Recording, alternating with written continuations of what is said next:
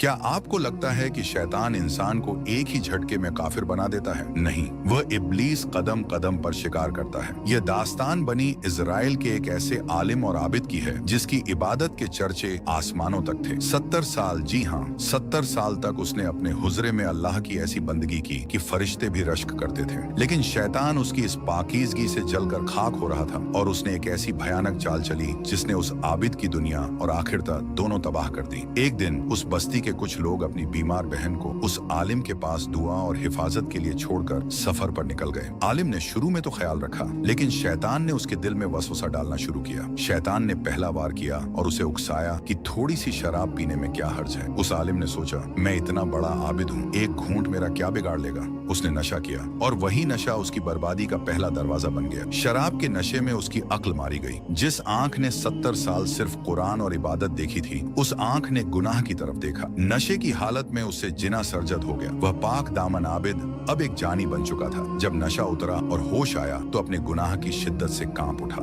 औरत हामला हो चुकी थी। अब शैतान दोबारा एक हमदर्द बनकर आया और बोला, अगर उसके भाइयों को पता चला तो वह तुझे जिंदा नहीं छोड़ेंगे। इसकी जान ले ले और इसे दफन कर दे, किसी को खबर तक नहीं होगी। खौफ और बदनामी के डर से उसने उस मासूम औरत को कत्ल कर दिया और वहीं जमीन में गाड़ दिया। लेकिन बात यहाँ खत्म नहीं हुई। जब भाई वापस आए तो शैतान ने उनके ख्वाबों में जाकर आबिद का पूरा काला चिट्ठा खोल दिया। कब्र खोदी गई, लाश निकली और उस 70 साल के आबिद को फांसी के तख्ते पर लाया गया। मौत सामने खड़ी थी। तभी शैतान अपने असली रूप में उसके पास आया और मुस्कुराते हुए बोला, मैं ही था जिसने तुझे नशे पर उकसाया, जिना करवाया और कत्ल करवाया। आज अगर तू मुझे सिर्फ एक बार सजदा कर ले तो मैं तुझे इस फांसी से बचा लूंगा। मौत के डर और जान बचाने की लालच में उस बदनसीब ने अल्लाह को छोड़कर शैतान को सजदा कर लिया और शिर्क का ताज पहन लिया। जैसे ही उसने सजदा किया, शैतान ने कहा, मैं तुझसे बरी हूँ, मैं तो खुद अल्लाह से डरता हूँ। और अगले ही पल उस आबिद की गर्दन मार दी गई। 70 साल की इबादत एक नशे के घूंट से शुरू हुई और शिर्क की मौत पर आकर खत्म हो गई।